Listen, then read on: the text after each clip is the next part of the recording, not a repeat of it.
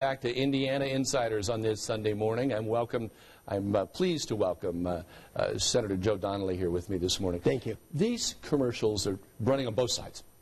We have Mexico Joe versus China Mike. I was thinking, you kind of live in a world economy anyway. Is there a time where you just want to say, look, it's a world economy, or are we afraid of the president and his followers that you can't say that? No, they started attacking me on this over a year ago. And so I have an obligation to defend myself and to make sure that the record is clear. And the charges against me, independent fact checkers have said this is baloney. But here's the truth about Mike. Mike made $18 million last year importing Chinese auto parts.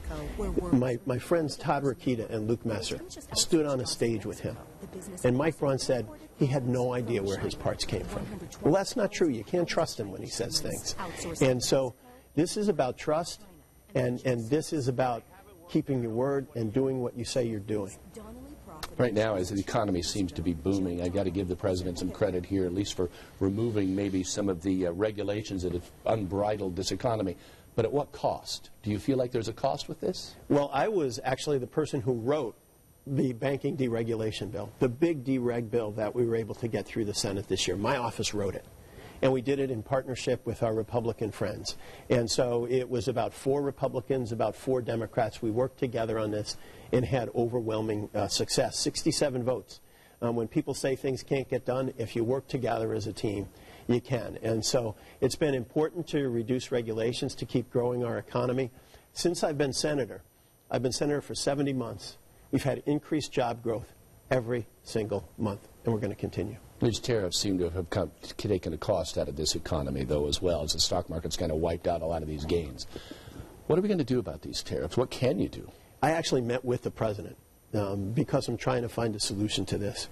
And I said, Mr. President, I think the tariffs that have been imposed have caused tremendous damage to our farmers, to our manufacturers. And so I told him, look, we need to find an off-ramp for this. The steel efforts are basically in a stovepipe by themselves, and that's working forward on that. But the rest of these tariffs have caused incredible damage. We have farmers sitting at home right now who are harvesting and getting less for their crops than it cost them to produce. And there's moms and dads sitting around tables all over our state on our farms wondering how they're going to make ends meet. And so we need to get this right. Mike Braun said our farmers are over-dramatizing this. I assure you they're not. I serve on the Ag Committee. I'm with our farm families. I know what the cost of production is, and I'll fight for our farmers every day. That's why I've pushed for E15. That's why I've pushed for ethanol, is so that we can increase markets for our farmers and we can have them have success. On immigration, obviously there's people marching towards this country right now as we speak, hoping to somehow gain access. You've already talked about the wall. What else you want to do to deal with immigration? Well, what we need to do, part of building the wall, one of the agreements that we worked on that the president asked us to work on was to try to come to an agreement on wall funding and the DACA kids.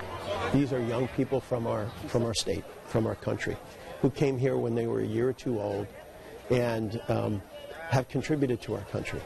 And so what we're trying to do is be able to provide, at the same time that we increase security at our border, that these young people who came here when they were 2 or 3 have a path forward. You know, I recently had a journalist who was educated at Indiana State butchered in Saudi Arabia. We have pipe bombs being mailed now to those who've opposed the President of the United States, and even the media. And it used to be called checks and balances. What do we call this now? Well, what we have to do is bring America together. That's what I try to do every day. That's why I'm so bipartisan. Some folks asked me, they said, is it a little old-fashioned to be bipartisan? I said, no, it's American to be bipartisan. The journalist you're talking about, Jamal Khashoggi, graduated from Indiana State. We are all in this together. We may have come here in separate ships, but we're all in the same boat together right now. We're all Americans. And when our brothers and sisters down the block do well, the whole country does well. And so let's lift up all ships together. Nice Martin Luther King quote that never gets old, does it? No. Help me out here. How do you believe you can make Hoosier lives better? Oh, when I fought nonstop to make sure health care would be protected, It saved coverage for pre-existing conditions. So there's a child on a bus in IPS or in Richmond or in Terre Haute who may have asthma and their chest is getting a little tight, but they have that inhaler because they still have coverage for pre-existing conditions. So I've worked nonstop to save health care. 70 months of increased job growth. For our troops and our veterans, we have new veteran centers across our state, and we have other ones being built to give them the best health care that we can. It's about our families. It's about focusing on making lives better. That's my job. My job isn't to do politics.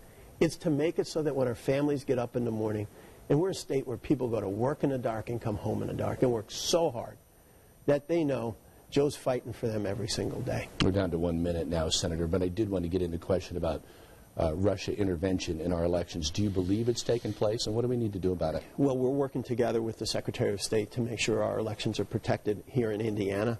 We're working together across the FBI and other judicial efforts and other law enforcement efforts to make sure we're protected as well. And so we're going to move forward and work nonstop to make sure every Hoosier has a chance to vote. Senator Joe Donnelly, thank you very much for joining us on this Sunday morning. Privilege. Best of luck to you in the election to come. Thank you so much. It's been nice of you to come Thanks. in. We certainly appreciate it. Next up, when we come back after this break, we'll be talking to Republican Mike Braun. Stay with us. We'll be back in a minute.